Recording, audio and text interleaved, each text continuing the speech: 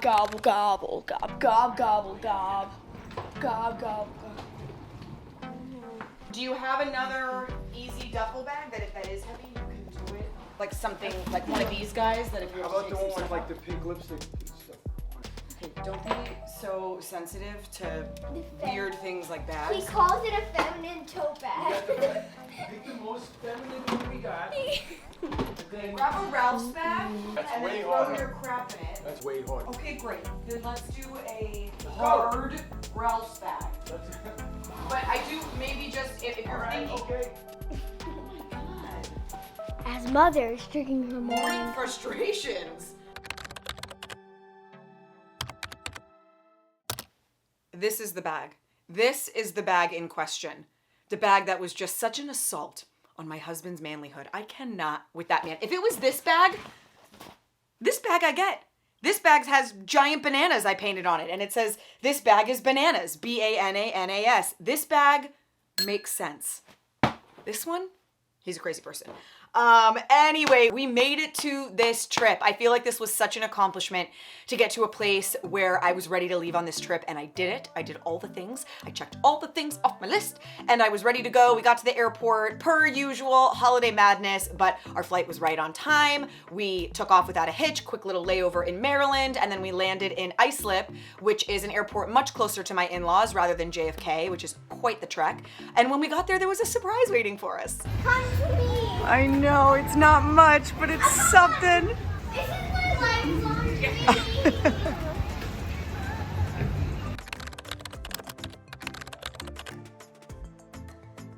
I mean, Blake has been wanting and asking like years, and we never get it. It's so fluffy.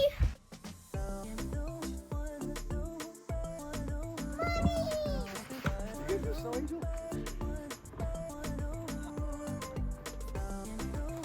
Yeah, Mama. No! We're down my jockeys! By just doing it, Oh, just so fun. And then we got to go see my sister-in-law, my brother-in-law, their kids. So all the cousins got to play. We got to watch him play basketball. Blake is dying to be an older sister, and she just takes every chance she can get at that vibe. And then they got to all come back together, play in the snow, have a sleepover, build a fort. Like, such a perfect cousins night. Short but sweet. We love them so much. Unfortunately, this was a really short trip with them because they went to Pittsburgh to be with Casey's in-laws, which is my brother-in-law's wife.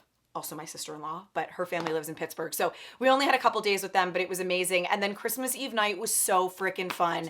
Lee, my amazing sister-in-law, put together like basically like a pajama party game night.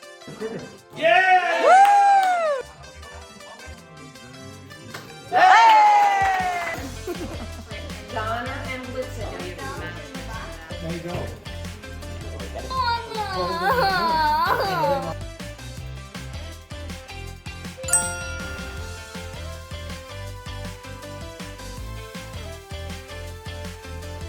Come on, Connor. You staying? There we go. Not King Kong, big lizard. Let's just see this with Jacob. Chopping wood. Wow. Dancing. Oh, Heimlich maneuver. Yeah. If we could put a door on here, Jack, you have to make that the basement. we woke up to brush our teeth. Show me. There's like a million presents. I mean, this is insanity. Santa contributes a couple of things to this, but this pile is like all Lee. My sister-in-law is like the queen of Christmas, the most thoughtful, incredible gifts. Her kids are all in college, so she always gets them like the wonderful things that they need for their life as, you know, college kids. She always gets my kids what they want. They get to pick like one thing, and she always does way more than that. And then Mike and I keep it pretty tight. We don't do a ton of gifts. We do a few things they ask for, a few things they need, and then Santa, man. Santa always comes through with like the epic gift, and that's what this one was right here. Who's this? Oh. Wait, what does it say? From maybe to definitely. Happy holidays. Open that up. Dearest Connor and Blake, I have been working with your beloved Cali in heaven to find the perfect puppy to join your family. Turns out, Cali took her job seriously and has very high expectations, but we're getting close. As of today, December 25th, 2024, I can confirm that together we have officially turned your parents' maybe into a definitely. You'll be getting the new dog you have been asking for. As soon as Kelly gives her final blessing, the dog will come into your life in California. Merry Christmas, Santa Claus. Yes. Awesome. Shing! Yay! I'm getting a pup. Oh my goodness. From maybe to definitely. Oh my gosh. You know, this was really special. It was really emotional and really special for all of us, and it's been a long time coming. It's been 4 years. I wanted to fill everybody in because you've all been so caring and thoughtful and checking in on Cali. She's gone. It's really heartbreaking. It was a really tough end, and I can't stop thinking about it. And so it's just really hard because I think, you know, we all know that our dogs have short lives in the grand scheme of things, but I think it's just how it ended. Like, she was in a lot of pain. It was really awful. So I'm just really heartbroken.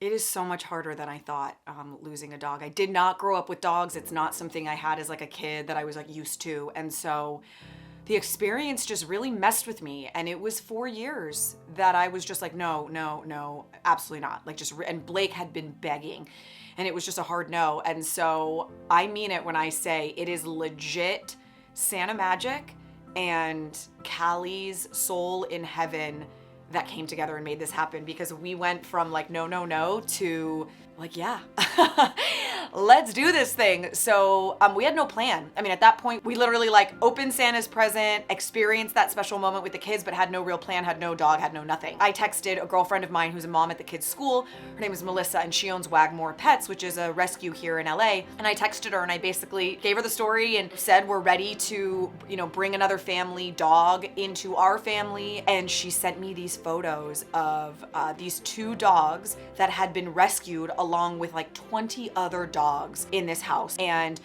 rescued all of these puppies and had found placement for a lot of them, and 2 of them were with an amazing foster. And I was like, oh my God, please, please, please wait, just give us a chance to meet the dogs. We need to meet them. We need to feel the energy. We need to know if these dogs are right for us, but please give us a chance. And so the minute we got home, we drove out to Santa Clarita to this amazing foster's house to meet what might become our new dog. And I was so frustrated because I'm interviewing the kids about what exactly they want, what they're hoping for, what our perfect family dog would be, but my phone's connected to the Bluetooth in my car, and so it didn't record the audio. Their answers were so sweet and so funny, and of course Blake made up a song.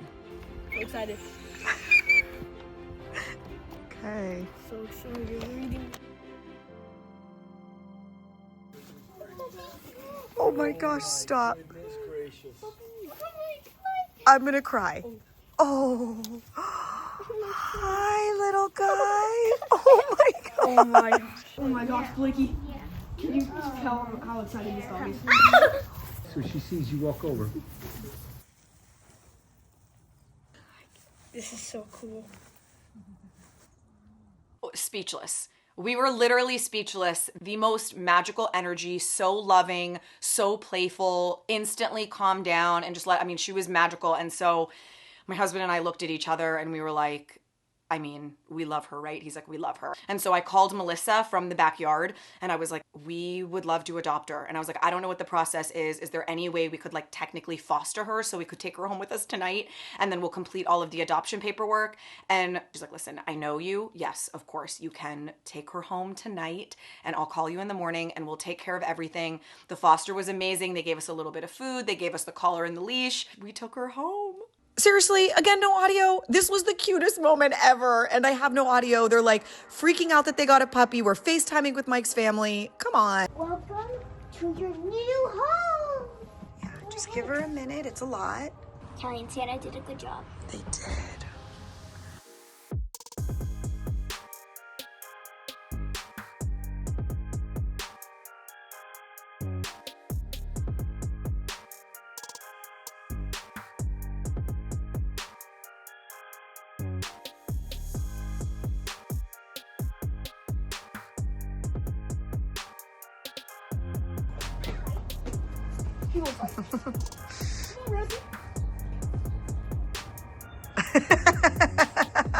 I literally feel like we created Rowzie from our imagination. Like, she doesn't feel real. I feel like she came out of a 3D printer. We typed in exactly what we wanted and like poof. Like, she is our perfect dog. She is perfect for our family. She was worth the wait, and I really feel like Cali picked her. Like, truly, we all feel like that. Like, I looked at my husband and I'm like, this is real. Like, this really happened. Cali chose her for us, found her for us. She knew just what we needed. And there's something really like healing about that idea. Instead of feeling badly that we've like replaced Cali, we feel like Cali was deeply involved in this process, and now she gets to kind of like watch as we enjoy Rowzie. So I'm grateful to my Cali girl.